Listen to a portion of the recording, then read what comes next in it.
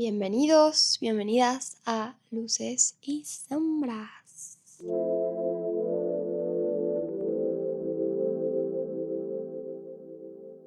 Hoy vamos a hablar de algo que todos enfrentamos, pero casi nunca nombramos: la vergüenza. Hace como una semana estaba viendo la película de Legalmente Rubia. Me encantaba esa película de chica. Al final de la película me di cuenta que me identificaba mucho con él, porque entró a Harvard siendo como una persona que en primera instancia parecía que no pertenecía a ese lugar, y le fue muy difícil seguir adelante en muchas ocasiones porque no sentía que realmente las personas le estuvieran echando porras, porque nadie realmente creía que una mujer hermosa, güera, extrovertida, excéntrica, realmente podría graduarse de una universidad tan prestigiosa como Harvard. Al final lo logró. Fue la asignada para dar un discurso final en la graduación de la carrera de Derecho en Harvard. Y justamente lo último que dice en su discurso es: pero nunca olvides de siempre tener fe en ti mismo. Una de las razones principales por las cuales pudo avanzar y terminar y graduarse hasta con honores fue por esa confianza en sí misma, esa fe que tenía en ella. Y me identifiqué mucho porque creo que conozco muy bien el sentimiento de no sentir que pertenezco y sentirme fuera del agua, y también autosabotearme con pensamientos como: no soy lo suficientemente buena, inteligente, bonita, carismática, etcétera, para hacer aquello o el otro bien, ¿no? O realmente lograr lo que quiero.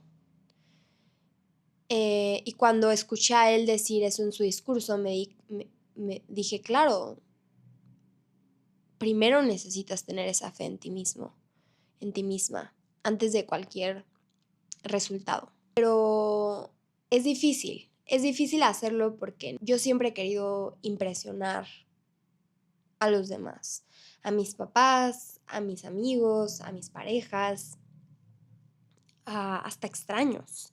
Siempre he querido que piensen bien de mí. Siempre, cuando me preguntan sobre qué estoy haciendo, siempre intento que suene interesante. Y esa mirada externa pues siempre ha tenido cierta influencia en lo que hago, que no hago, cómo lo hago, aunque quisiera que no sea tan cierto. Pero pues, ¿qué pasa cuando logramos cosas por miedo a decepcionar y no por un deseo auténtico? Me provocaba una tremenda vergüenza el no ser suficiente para los demás, el no cumplir sus expectativas. Y esa vergüenza sé que es la que me ha muchas veces impulsado a empezar o terminar proyectos, pero siempre me he quedado con esa sensación de que lo hice mucho más por los demás que por mí. O que realmente no lo hice exactamente como yo lo hubiera querido hacer, o en el tiempo que yo hubiera querido hacer, o lo que yo hubiera querido hacer realmente, ¿no? Es como si esa vergüenza por fracasar me impulsara a tomar riesgos, pero no lo suficientemente grandes o guajiros para correr el riesgo de fracasar catastróficamente frente a aquellas personas que quiero que me amen y me aprueben. Sé que es normal, como seres humanos, querer esa aprobación y validación de los demás, sobre todo aquellas personas que amas y quieres que te amen, pero me he dado cuenta que la vergüenza te puede llegar a impulsar, pero nunca te termina por sostener, sobre todo en los momentos difíciles. Y el por qué lo explica muy bien Brené Brown, una psicóloga que ha investigado la vergüenza durante más de 5 años, Y en su libro Atlas of the Heart explica, la vergüenza es la experiencia o el sentimiento intensamente doloroso de creer que somos defectuosos y por lo tanto indignos de amor, pertenencia y conexión. Lo que significa es que la mayoría de las veces intentamos ser lo que creemos que otros aprobarían de nosotros para que nos amen, porque sentimos que es la única manera que nos podrían amar. Entonces, de cierta manera, la vergüenza es el miedo a la desconexión y el origen del famosísimo perfeccionismo. Porque si pienso que no me puedes amar con todas mis imperfecciones, entonces voy a intentar que me percibas lo más perfecta o perfecto posible para que me sigas amando. Podrán identificar, pero pues la mayoría de las veces tengo tanto miedo de sacar algo al mundo que no sea perfecto que prefiero no hacer nada o me invento excusas. No estoy lista, no es el momento, lo haré más tarde, necesito investigar más, no estoy tan preparada, ¿quién me creo? Pero para alcanzar la excelencia se necesita curiosidad y ver los errores y los fracasos como oportunidades para aprender. Y el perfeccionismo es lo opuesto a eso, porque nos convence que debemos saberlo todo, ¿no? Pero nadie llega a ser experto sin empezar desde cero. Y nadie logra destacar si no se atreve a empezar. Algo muy interesante que nos dice Brené Brown es que el antídoto contra la vergüenza es la empatía. Nos enseñan a ser empáticos con otros, pero no con nosotros mismos. Y basándome un poco en la investigación de Brené Brown y mi experiencia propia, estos son 4 pasos que a mí me funcionan para ser más empática conmigo misma. 1 es, tenemos que estar dispuestos a estar presentes con nuestro dolor. La mente quiere evitar el dolor a toda costa. El rechazo, la crítica, el cansancio, el no llegar a tus expectativas. Así que te convence de, mejor espera, mejor piensa más, mejor empieza mañana. Procrastinas como mecanismo de defensa. Pones la vida que quieres crear en pausa por miedo a mostrar tus imperfecciones. Porque no existe intento sin error. Número 2. Escucharte sin juicio. Aquí te enfrentarás a las críticas. No eres suficiente. Mi favorita, ¿quién te crees para hacer eso tú? Yo escucho mucho eso en mi cabeza. Pero este es un momento para conocerte mejor. Acuérdate que las sombras solo aparecen donde hay luz. Es decir, que si tu cuerpo, alma, te está pidiendo que te expandas, que te arriesgues, que lo intentes, van a aparecer tus sombras. Y eso es una buena señal, porque tus sombras no son malas ni feas, son partes de ti. Y si las invitas a sentarse en la misma mesa con todas tus luces, puedes trabajar con ellas en conjunto y convertirte en una fuerza de la naturaleza. Número 3, elegir. Elegir conscientemente. Puedes elegir escuchar esas autocríticas o elegir defenderte. Uno de mis mayores logros este año ha sido defenderme. Es decirle a estas voces, no estoy loca, no me estoy engañando, confío en mí. Confío en que mis ideas existen por algo. Por eso para mí ejecutar es una práctica espiritual. Requiere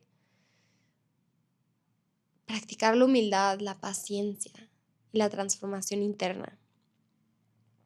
Es sentarme aquí sin tenerlo todo claro y hablarle a este micrófono sin saber cómo me van a percibir y cómo van a recibir este video. Es tomar la pluma aunque no sepa cómo empezar o cómo va a terminar el texto, pero comenzar a escribir. Confiar en ti es un acto de amor. Y por último, Número 4, mi favorito, diviértete. Me encanta este poema de Cristina Peri Ross. Espero lo haya pronunciado bien. La vida no tiene sentido. ¿Para qué se lo buscas? Si la vida no tiene sentido, tampoco tiene sentido el éxito o el fracaso, ser amado o detestado, tener buenos vecinos o vecinos xenófobos, el aplauso o la rechifla. No importa si tu amada te llama por el teléfono o no te llama. No importa si tienes números rojos en el banco, ni si figuras en una enciclopedia. De acuerdo, la vida no tiene sentido, pero aún así me emociona. Y me encanta porque me recuerda que la vida puede no tener ningún sentido, pero puedes crear y vivir una vida que te emocione. Aunque sientas que no tiene sentido, el accionar puede nacer solo de la emoción que te ocasiona la idea de hacerlo. No necesitas más explicación, no le necesitas pedir permiso a nadie para ejecutar tus ideas. Y entre más locas tus ideas, mejor. Tus razones para crear son razón suficiente. La claridad llega en movimiento. Es difícil creer en ti en un mundo que te presiona a producir resultados inmediatos para probar tu valor como persona. Por eso creer en ti antes de cualquier resultado tangible necesita que primero creas que tu valor proviene de quién eres como persona y no por lo que haces. Y eso es revolucionario. Es una elección política. Me encanta esta quote. Se la escuché primero a Timothée Chalamet, que yo amo a Timothée Chalamet, en una entrevista y bueno, me enamoré todavía más. Puedes ser el dueño de tu destino y el capitán de tu alma. Pero antes debes comprender que la vida no te sucede, sino que brota desde ti. Y para llegar a esa verdad se necesita tiempo. En lugar de concebirte a ti mismo como un recurso para producir algo rápido, accesible y útil, te concibes como fuente de vida. Entiendes que lo que haces te incluye, te atraviesa, te cambia. Y el error, la lentitud, la duda ya no son obstáculos, son portales. Tu obra lleva tus huellas, tu sombra, tu luz, tu alma. El valor está en lo que descubres de ti al crear. La meta no es el producto, es una vivencia. Y a mí eso me hace todo el sentido del mundo. Claro que vamos a sentir vergüenza por nuestras imperfecciones en un mundo que convirtió a nuestros cuerpos en máquinas, o al menos quiere convertir nuestros cuerpos en máquinas. Al sistema no le conviene que confíes en ti, quiere que te creas máquina, que sientas culpa por descansar, que explotes tu cuerpo, que compares tu mente y anestesies tu alma. Una máquina no necesita descansar, no atraviesa el dolor, el duelo, la nostalgia, la ira. Pero nosotros no somos máquinas y lo sabemos muy bien. Tenemos derecho a existir y por lo tanto a expresarnos. Y por último, quiero recordar la palabra coraje. Proviene del latín cor, que significa corazón, en francés es cœur. Y coraje originalmente significa decir que se piensa expresando con todo el corazón. Accionar sin tener todo resuelto ni tener todas las respuestas. Avanzar a pesar de no saber qué va a ocurrir. Ser vulnerable en un mundo donde da miedo mostrar tus imperfecciones es coraje. Porque la vida, aunque no tenga sentido, te emociona. Decides con coraje tener fe en ti. Porque la vida, aunque no tenga sentido, te emociona. Y para terminar, les dejo un quote de Theodore Roosevelt que me encanta, que lo acabo de escuchar en una TED Talk de Brené Brown. Amo a Brené Brown. Amamos a Brené Brown. Que dice: no es el crítico el que cuenta, ni la persona que señala cómo tropieza el fuerte o cómo pudo haberlo hecho mejor. El mérito pertenece a la persona que está en la arena, cuyo rostro está manchado por el polvo, el sudor y la sangre, que lucha con valentía, que hierra, que falla una y otra vez, porque no hay esfuerzo sin error ni fallos, pero que realmente se esfuerza por hacer las cosas, que conoce grandes entusiasmos, grandes devociones, que se entrega a una causa digna, que en el mejor de los casos al final conoce el triunfo de un gran logro y que en el peor sí fracasa, al menos fracasa mientras se atrevía en grande. De modo que su lugar nunca estará con esas almas frías y tímidas que no conocen ni la victoria ni la derrota. Y bueno, nos vemos en el segundo episodio de Luces y Sombras.